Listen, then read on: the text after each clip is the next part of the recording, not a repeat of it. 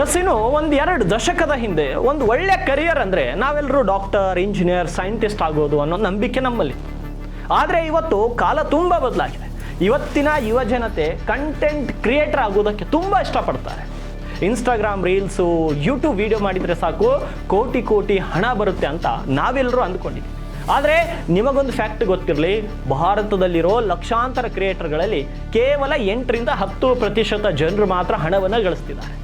ಹಾಗಿದ್ರೆ ಮಿಕ್ಕಿ ಉಳಿದಂಥ 90% ಜನರ ಕತೆ ಏನು? ಸೋಷಿಯಲ್ ಮೀಡಿಯಾ ಅನ್ನೋದು ನಿಜವಾಗಿಯೂ ಕೂಡ ಒಂದು ಒಳ್ಳೆ ಕರಿಯರ್ ಆಗಬಲ್ಲದೆ? ಇವತ್ತಿನ ವಿಡಿಯೋದಲ್ಲಿ ಈ ಕಂಟೆಂಟ್ ಎಕಾನಮಿಯ ಅಸಲಿ ಮುಖವನ್ನು ನಿಮಗೆ ಪರಿಚಯ ಮಾಡಿಕೊಡ್ತೀನಿ. ಭಾರತದ ಕಂಟೆಂಟ್ ಕ್ರಿಯೇಟರ್ಗಳಿಗೆ ಒಂದು ಬೃಹತ್ ಮಾರುಕಟ್ಟೆ, ಯಾಕಂದರೆ ದೊಡ್ಡ ಆಡಿಯನ್ಸ್ ಬೇಸ್ ಇದೆ.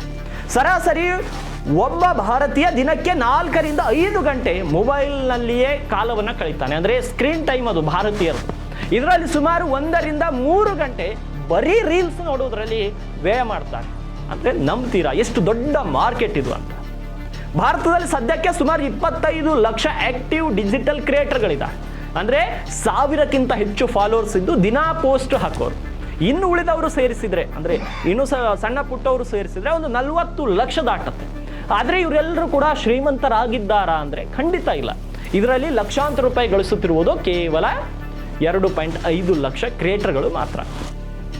ಹಾಗಿದ್ರೆ ನಿಮಗೂ ಕೂಡ ಒಂದು ಡೌಟ್ ಮೂಡಿರುತ್ತೆ, ಒಬ್ಬ ಕ್ರಿಯೇಟರ್ಗೆ ಹಣ ಎಲ್ಲಿಂದ ಬರುತ್ತೆ? ಕೇವಲ ವಿಡಿಯೋ ವ್ಯೂಸ್ನಿಂದ ಮಾತ್ರವಲ್ಲ, ಅಸಲಿ ಹಣ ಇರೋದೇ ಈ ಒಂದು ಬ್ರ್ಯಾಂಡ್ ಪ್ರಮೋಷನ್ನಲ್ಲಿ. ಈಗ ಬ್ರ್ಯಾಂಡ್ಗಳು ಕ್ರಿಯೇಟರ್ಗಳ ಫಾಲೋವರ್ಸ್ಗಳ ಆಧಾರದ ಮೇಲೆ ಹಣವನ್ನು ನೀಡ್ತಾರೆ. ಅಂದರೆ 1ರಿಂದ 10,000 ಫಾಲೋವರ್ಸ್ ಇದ್ದರೆ ಪ್ರತಿ ಪೋಸ್ಟ್ಗೆ ಒಂದು 5,000 ಅಂತೆ. ಇದು ಅಂದಾಜು ಅಮೌಂಟು, ಎಕ್ಸಾಕ್ಟ್ ಅಮೌಂಟ್ ಅಲ್ಲ. ಇನ್ನು 10,000ದಿಂದ 1 ಲಕ್ಷ ಫಾಲೋವರ್ಸ್ ಇದ್ದರೆ ಪ್ರತಿ ಪೋಸ್ಟ್ಗೆ ಒಂದು 80,000 ರೂಪಾಯಿ ನೀಡ್ತಾರಂತೆ. 1 ಲಕ್ಷದಿಂದ 5 ಲಕ್ಷ ಫಾಲೋವರ್ಸ್ ಇದ್ದರೆ ಇವರು ಒಂದು ಪೋಸ್ಟ್ಗೆ 5 ಲಕ್ಷದವರೆಗೂ ಕೂಡ ಡಿಮ್ಯಾಂಡ್ ಮಾಡ್ತಾರೆ. ಇದರ ಹೊರತಾಗಿಯೂ ಕೂಡ ಯೂಟ್ಯೂಬ್ ಆ್ಯಡ್ಸ್ ಮೂಲಕ 1,000 ವ್ಯೂಸ್ಗೆ 100-200 ರೂಪಾಯಿ ಬರುತ್ತೆ. ಇದು ಸಬ್ಸ್ಕ್ರಿಪ್ಷನು ಮತ್ತು ವರ್ಕ್ಶಾಪ್ಗಳು ಕೂಡ ಈ ಕ್ರಿಯೇಟರ್ಗಳಿಗೆ ಆದಾಯವನ್ನು ತಂದುಕೊಡುತ್ತೆ. ಇದು ಕೇಳೋದಕ್ಕೆ ನಮ್ಗೆ ತುಂಬ ಆಕರ್ಷಕವಾಗಿ ಕಾಣ್ಬೋದು, ಆದರೆ ಇದರ ಹಿಂದೆ ಒಂದು ಕರಾಳ ಸತ್ಯ ಇದೆ. ಈ ಇಂಡಸ್ಟ್ರಿಯಲ್ಲಿ ಒಬ್ಬ ಕ್ರಿಯೇಟರ್ನ ಲೈಫ್ ಟೈಮ್ ಅಥವಾ ಕೆರಿಯರ್ ಇರೋದು ಕೇವಲ 3ರಿಂದ 4 ವರ್ಷಗಳು. ಆಮೇಲೆ ಆತ ಬೋರ್ ಆಗಿಬಿಡ್ತಾನೆ. ನೋಡಿ, ನೀವೇ ಒಂದು 2 ವರ್ಷದ ಹಿಂದೆ ಯಾವ ಕಂಟೆಂಟ್ ಕ್ರಿಯೇಟರ್ನ ವೀಡಿಯೋಸ್ ನೋಡ್ತಾ ಇದ್ರಿ, ಇವತ್ತು ನೋಡ್ತಾ ಇಲ್ಲ. ಪ್ರತಿದಿನ ಟ್ರೆಂಡ್ ಬದಲಾಗುತ್ತೆ, ಹೊಸಬರು ಬರ್ತಾರೆ, ಜನರು ಬೇಗ ಬೋರ್ ಆಗ್ತಾರೆ. ಹಾಗಾಗಿ ನೀವು ಕೂಡ ಸದಾ ಅಪ್ಡೇಟ್ ಆಗಬೇಕಾಗತ್ತೆ. ಇಲ್ಲಾಂದರೆ ಫಾಲೋವರ್ಸ್ ಕಡಿಮೆ ಆಗಿ ನಿಮ್ಮ ಆದಾಯ ನೆಲಕಚ್ಚುತ್ತೆ. 90% ಕ್ರಿಯೇಟರ್ಗಳಿಗೆ ಸೋಷಿಯಲ್ ಮೀಡಿಯಾ ಅನ್ನೋದು ಹಣ ಗಳಿಕೆಯ ಮುಖ್ಯ ಮೂಲವಾಗಿ ಉಳಿದಿಲ್ಲ, ಅದು ಬರೀ ಒಂದು ಪಾರ್ಟ್ ಟೈಮ್ ವರ್ಕ್ ಆಗಿ ಬಿಟ್ಟಿದೆ. ವೀಕ್ಷಕರೇ, ಕಂಟೆಂಟ್ ಕ್ರಿಯೇಷನ್ ಅನ್ನೋದು ಒಂದು ಗ್ಲಾಮರ್ ಪ್ರಪಂಚ. ಇಲ್ಲಿ ಗೆದ್ರೆ ಆಕಾಶವೇ ಹಾದಿ, ಆದರೆ ಸೋತರೆ ಕಷ್ಟಗಳೇ ಹೆಚ್ಚು. ನೀವು ಕೂಡ ಕಂಟೆಂಟ್ ಕ್ರಿಯೇಟರ್ ಆಗಬೇಕಂದ್ಕೊಂಡಿದ್ರೆ ಮೊದಲು ನಿಮ್ಮ ಸ್ಕಿಲ್ಲನ್ನು ಬೆಳೆಸ್ಕೊಳ್ಳಿ.